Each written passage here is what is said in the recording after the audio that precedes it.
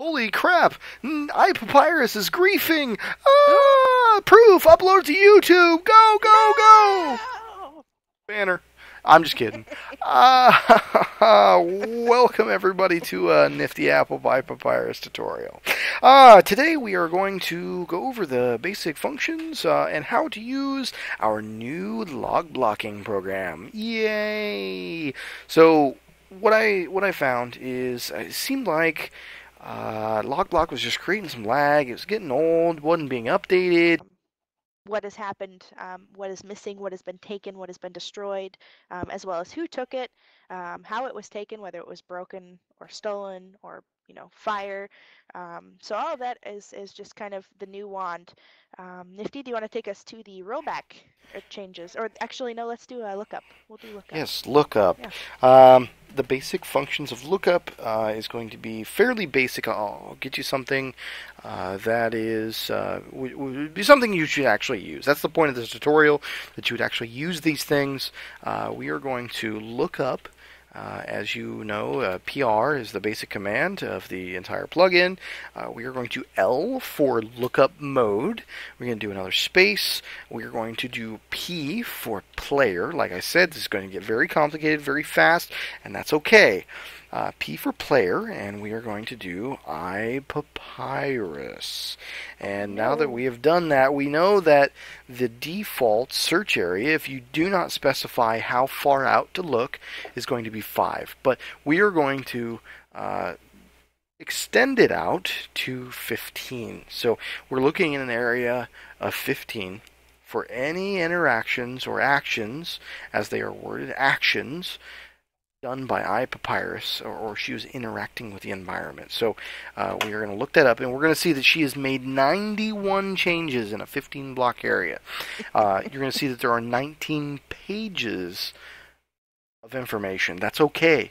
That's a very wild and open search. It's not very specific. We are gonna, if you want to look through and see, what all they did entirely for the default of 3 days, as you see, Prism / using defaults T3D. That's the time and 3 days. Over the last 3 days, she's made 91 changes. We know that when doing a search, it'll cache that search, so whenever you do your next command to flip through the pages, you don't have to rerun the command and the page to make the command even longer. So we know that we can do PR and then page, and let's say we want to go to page 2. So here's page 2. If we want to go to page 3 or page 4, or let's say page 11, we can totally do all of that. So very, very easy to flip through the pages. Yep. iPapyrus, why don't you go ahead and take us over how to look up an entity? Yeah, well, you can also do the same what you would with a player, except instead of typing a P, you're going to do an E and your entity. So to go over that entire command, we're doing /PR for Prism, space L for lookup, space E for entity, colon, and then we're going to look up skeletons, because I have a feeling there's been some skeletons here lately. We're going to make our radius, let's do 50. So we'll do R:50. Then we're going to hit enter. And there you're going to see on the screen, it looks like fire tick killed some skeletons. Looks like we had some spawner eggs spawn some skeletons. Looks like we've had kind of a nasty griefer just totally taking control of the roof of this little poor unfortunate house. So ways that this would come in handy, and maybe not necessarily on NCM just yet, but obviously, if we had creeper explosions on or enderman griefing on, this would show you everything that the enderman or the creeper or anything else for that matter might have done, or anybody that might have killed any entities. So if you have cows or pigs or something like that, you need to know who is doing something. This can kind of help you drill down, and you can see exactly what's been happening. So with that, why don't we talk about actually rolling back these changes that have been made. Do you want to take over that, Nifty? Sure. So this plugin has a very useful feature. Sometimes you know that you don't always want to just go ahead and roll back everything that's happened. Sometimes you want to just know what did happen in the last, let's say, a couple hours. What would it look like, so that you know that you're rolling back the correct things. And in case you're rolling back too much for a player that doesn't need all of it. Maybe it was only an hour ago that something happened and not 5 days ago. That could undo a lot of changes that this player didn't make. So let's in preview mode, none of the changes are actually accepted until you do an additional command to accept those changes. So what we're going to do is PR, PV for preview, RB for rollback. We are going to preview a rollback, rolling back, seeing what'll happen. PV, RB, we're going to do player, iPapyrus, just like before. We're going to do radius, we're going to do 5. And then we're going to do time for how long ago. We're going to do 1 hour. So here we are. These are all of the changes that have been made in the last hour. We know that we want to do PR, PV for preview, and apply. So here we are. Everything has now been rolled back in 1 hour's time. All changes done by iPapyrus. So that is going to be pretty straightforward. Yep. There's a little safety feature in here now. If you were paying attention on the screen, you might have seen my head bump up over Nifty's chat screen. When he rolled back this region, I was actually standing in one of the places where I knocked out a block. And when he rolled it back, what it did was shot me up out of the way of the rollback so that it won't actually damage or hurt or kill any players. So that's actually a safety feature that's built in case you do need to roll back a large area where players may or may not be standing. So definitely a good security feature that is added that wasn't with Logblock. So absolutely, they're already having a tough time. Imagine suffocating them. Yay! Okay. So another thing that we know that we want to look into is what if? Excuse me. What if a player knows that they had some cows and they should be wandering in a cow pasture? We know that these cows could be in a very large area, but you don't know where they are or where they went to.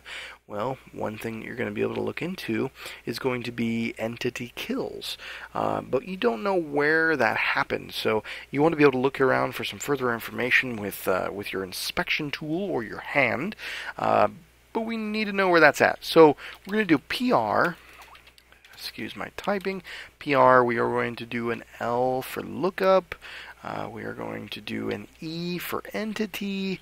We're going to do, let's say, cow. And we're going to do a radius of 150. So here we are. You see, iPapyrus has been really crazy, and she's been killing cows so she doesn't kill, well, everyone else. So we see that she's been killing all of these cows, and we're like, what's going on over here? Well, if we want to go investigate where this is all happening, so we can find out what's going on, maybe she's leashing them and bringing them out of their cage and then going to kill them outside of their pen so that we can't find where she's killing them at. Well, we're going to be able to go to where this is all happening. So PR for Prism, we are going to do TP for teleport, and again, that list is cached for you for when you last ran your last query. PR, TP, and you're going to give it a number that you see on the left-hand side. We're going to TP where she's been spawning all of these cows. We need to go collect all this leather that she's been getting. So PRTP number 1, this would be really helpful for finding the mob spawners that people are making. If they're killing like crap tons of zombies within a certain area, this will bring you to it, which is fantastic. So TP and then 1, we're going to teleport there. Here we are. iPapyrus is murdering cows in a place where they can't leave. That's entrapment. So we found out where. We'll be able to look at a little bit more information if we use our inspection tool. We'll be able to find out how many in what areas. That'll be your exact geolocation of where the grief or wherever happened. I guess that is about as much as I have to add to that. TP is pretty straightforward. Your inspection and your Prism commands will kind of take over from here. But I guess that's my overview of what Prism is, what Prism does, and what it's good for, and how complex it can be. But right now, iPapyrus is boning me, which is really weird. And apparently she's beating me with her meat. Even more awkward. So, I guess it's all that cow meat, I guess. She's been griefing, and we caught her with Prism. It's pretty fantastic. In any event, that is Prism. That is going to be my very highlighted overview. It's not going to be very useful for the general public, but it is enough to get you at least started. And I know that I haven't covered all the features, like customizing your wand. I know I haven't covered all the features, like what all the actions are. There are 68 of them, like killing, fire, lighting, burn, chest access, chest insert, all of those things. Those are all actions. I haven't covered those. I know that. I'm gonna post the other videos along with this one. This one's only going to be the one I'm going to require you to watch. But this will at least get you going and what Prism is, what it does, how complicated it can be, but also how useful it is. So that is going to be our overview for today. If you have any questions, hit us up. From my understanding, Papyrus is going to be doing like a little bit of a wiki. Yep. Yeah, we'll do the wiki just like we have the mod handbook. So all of your commands will be in one area. Obviously, that's not going to be happening for a while, but this video and the other ones that Nifty will link should be sufficient in the time being. So. Also, I may not get the permissions added right away. It's kind of late at night, but as soon as I do get an opportunity to, I will be adding all of those permissions in for everybody to use, and then you guys can just query your heart's content. There will be also a web UI. I'm not for sure how useful it'll be, but I haven't really used it. I've set it up, know that it works, but I haven't got to use it yet. So there will be a web UI as well that you could do a little bit of querying with. So we'll see if I'll keep that or not. I know that I'll definitely password protect it because it's not something that the community would really need, but yeah. I suppose we'll try from there. But in any event, I've yacked enough. I've jammed my jaw just for you. And I guess we'll call that the end of the tutorial. Yeah. Let us know if you have any questions. Feel free to hit us up. Otherwise, there will be additional YouTube tutorials that if you do have any questions, you can watch those. They are very long, very dry, but I've tried to make this as short and sweet as possible. I guess we'll call that the end. Good night. Yeah. Enjoy. See you on the flip side.